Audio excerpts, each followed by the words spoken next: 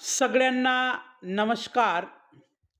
आज मी आणि माझे मित्र सहज एका ठिकाणी बसलेले असताना माझ्या मित्राने मला विचारलं, "कार्यक्रम संपला, बैठक संपली, सेमिनार संपले आहे, कार्यशाळा संपली आहे, शाळा सुटली आहे." तर अशा प्रकारची वाक्य इंग्रजीत कशी बोलावी असा माझ्या मित्राने मला प्रश्न केला. मी माझ्या मित्राला समर्पक आणि त्याला पटेल असं उत्तर दिलं, "घाबरू नको. अशा प्रकारची वाक्ये जर तुला इंग्रजीतून शिकायची आणि बोलायची असतील, तर आपला स्वतःचा एक पॅटर्न आहे, तो म्हणजे चौवान्स टीचिंग पॅटर्न." मग मी त्याला सांगितलं, की चौवान्स टीचिंग पॅटर्न असा पॅटर्न आहे, की तुला जर कोणतंही मराठीतील वाक्य इंग्रजीमध्ये बोलायचं असेल आणि तुला इंग्रजीच्या उत्तम वक्ता व्हायचं असेल, बनायचं असेल, तर तुला घाबरण्याची गरज नाही.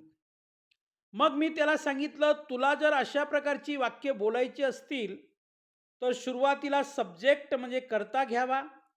त्याच्यानंतर इज घ्यावे आणि त्याच्यानंतर ओहर हा शब्द घ्यावा. मग मी त्याला सांगितलं सब्जेक्ट म्हणजे कर्ता, इज म्हणजे आहे आणि ओहर म्हणजे संपलेली किंवा संपलेला. तू जर या सूत्राचा किंवा टीचिंग पॅटर्नचा अवलंब केला, तर तू विचारलेल्या सगळे वाक्य तू इंग्रजीमध्ये बनवू शकतो आणि तू जे वाक्य विचारले नाही ते लाखो वाक्य देखील तू याच पॅटर्ननुसार बोलू शकतो, बनवू शकतो. तर चला तर मग माझ्या मित्राने विचारलेली वाक्य मी तुम्हाला पण आज शिकविण्याचा प्रयत्न करत आहे. लक्षात घ्या, द मीटिंग इज ओव्हर. पहिलं वाक्य आहे, द मीटिंग इज ओव्हर. बैठक संपली आहे. तर आता द मीटिंग हा सब्जेक्ट आहे, कर्ता आहे, लक्षात घ्या. त्याच्यानंतर इज हे सहाय्यकारी क्रियापद आहे, त्याचा अर्थ होतो आहे आणि ओव्हर म्हणजे संपलेला किंवा संपलेली. मग द मीटिंग इज ओव्हर, बैठक संपली आहे. The party is over, party किंवा समारंभ संपला आहे. द क्लास इज ओव्हर, वर्ग किंवा तासिका संपली आहे. द मूवी इज ओव्हर, चित्रपट संपला आहे. तर द मूवी हा सब्जेक्ट आहे, इज हे सहाय्यकारी क्रियापद आहे आणि त्याच्यानंतर ओव्हर म्हणजे संपला किंवा संपली या अर्थाने वापरलेला आहे. द मूवी इज ओव्हर, चित्रपट संपला आहे. द गेम इज ओव्हर, खेळ संपला आहे. द वॉर इज ओव्हर, युद्ध संपले आहे. द स्कूल इज ओव्हर, शाळा सुटली आहे. शाळा संपली आहे असं नाही हा, शाळा सुटली आहे. द शो इज ओव्हर, कार्यक्रम संपला आहे. द क्रायसिस इज ओव्हर, संकट किंवा अडथळा संपला आहे. द डिनर इज ओव्हर, रात्रीचे जेवण संपले आहे. द नाईट इज ओव्हर, रात्र संपली आहे म्हणजे दिवस उजाडला आहे. The struggle is over, the struggle is over, संघर्ष संपला आहे. द लेसन इज ओव्हर, धडा किंवा शिकवणी संपली आहे. आणि द सेल इज ओव्हर, विक्री संपली आहे. तर लक्षात घ्या, चौवान्स टीचिंग पॅटर्न नुसार you can speak such sentences and format or formula is subject plus is plus over. म्हणजे या सूत्रानुसार, या पॅटर्ननुसार ही सर्व वाक्य आपण बनवलेली आहेत. तुम्हाला जर कुणी विचारला कार्यक्रम संपला आहे का, तुम्ही बोलू शकतात द प्रोग्राम इज ओव्हर. तुम्हाला कोणी म्हटलं शाळा संपली आहे का, म्हणजे सुटली आहे का, तुम्ही म्हणू शकता द स्कूल इज ओव्हर. तुम्हाला जर कोणी म्हटलं कार्यशाळा संपली आहे का, तुम्ही म्हणू शकतात द वर्कशॉप इज ओव्हर.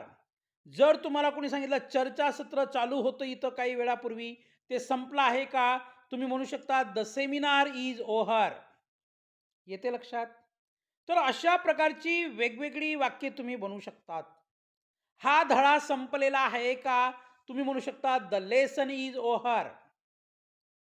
तुम्हाला जर कोणी विचारलं गणिताची तासिका संपली का, the mathematics class is over. अशा पद्धतीने तुम्ही बोलू शकतात. पुन्हा तुम्हाला सराव करता यावा त्यासाठी अजून काही वाक्य आपण घेऊया, जेणेकरून आपल्याला बोलायला, लिहायला अडचण येणार नाही.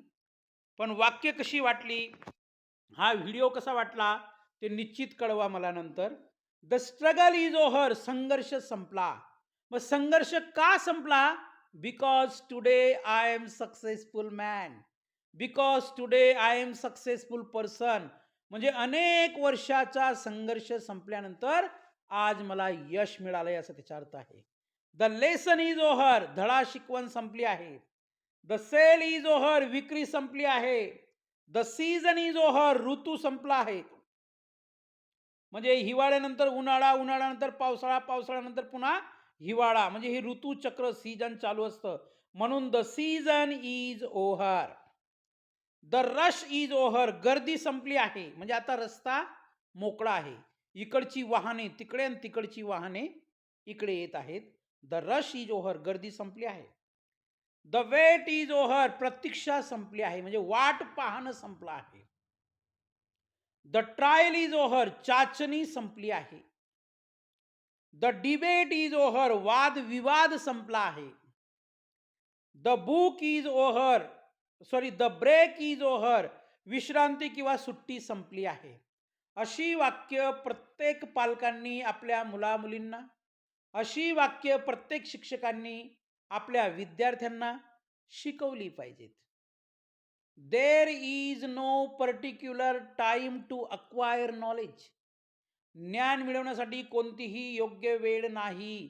Day by day and gradually we have been taking knowledge for ever. सतत आपण ज्ञान मिळवलं पाहिजे. Right. The lecture is over, व्याख्यान संपले आहे. म्हणजे तुम्ही उशिरा आलात, व्याख्यान संपल्यानंतर तुम्ही आलात, म्हणून मी तुम्हाला म्हणतो the lecture is over. The storm is over, वादळ संपले आहे, आता शांती आहे, सगळीकडे शांतता आहे. द जर्नी इज ओव्हर, प्रवास संपला आहे. म्हणजे आम्ही 2-3 तासापूर्वी रेल्वेमध्ये बसलो होतो, बसमध्ये बसलो होतो, एरोप्लेनमध्ये बसलो होतो. आम्ही आमच्या मूळ स्थानी म्हणजे डेस्टिनेशनला पोचलो. त्यामुळे मी म्हणत आहे द जर्नी इज ओव्हर, प्रवास संपला. द एक्झाम इज ओव्हर, परीक्षा संपली आहे. म्हणजे आता उन्हाळी सुट्ट्या लागलेल्या आहेत असं त्याचा अर्थ आहे. खूप सुंदर वाक्य आहेत विद्यार्थी मित्रो आणि आदरणीय पालक. जेव्हा अशा प्रकारची वाक्य मी आपल्यासाठी शोधून काढतो, आपल्यासाठी योग्य तो टीचिंग पॅटर्न तयार करतो. पॅटर्न तयार करण्याचा मुख्य उद्देश म्हणजे काय, की तुम्हाला कळलं पाहिजे ते वाक्य कोणत्या फॉर्मॅटनुसार तयार झालेलं आहे, ते वाक्य कोणत्या स्ट्रक्चरनुसार तयार झालेलं आहे, ते वाक्य कोणत्या फॉर्म्युल्यानुसार तयार झालेलं आहे. आणि एकदा का आपल्याला फॉर्म्युला कळला, मी तर तुम्हाला 10 ते 30 वाक्य शिकवतो. तुम्ही 3-3 लाख वाक्य बनवणार जर तुमच्याकडे फॉर्म्युला असेल तर. कारण की आपल्याकडे जे सूत्र असेल ना, तर गणित लवकर सोडविता येतं. मग आपल्याकडे इंग्रजीच्या बाबतीत योग्य तो टीचिंग पॅटर्न असला ना, तर आपण 10 नाही, 20 नाही, 20-20 हजार, 20-20 लाख वाक्य बनवू शकतात. This is my guarantee, this is my word to you. माझं वचन, माझा शब्द आहे, तुम्हाला लक्षात घ्या. खाली लिहिले आपण चौवांश टीचिंग पॅटर्न. म्हणजे हे सर्व काही शिकत असतो का आपण, हे चौवांश टीचिंग पॅटर्ननुसार शिकत असतो. याच्यानंतर अजून काही वाक्य आहेत की जेणेकरून आपल्याला प्रॅक्टिस करता येईल. या ठिकाणी देखील वरती लिहिलेलं आहे मी चौवांश टीचिंग पॅटर्न. म्हणजे अशा प्रकारचे पॅटर्न बनवत असताना मला मनस्वी आनंद आहे, त्यामुळे मी असं लिहित असतो. Because of I am getting inspiration only because of this. त्या कारणामुळे मला काय म्हणू आपण, प्रेरणा मिळत असते. राईट.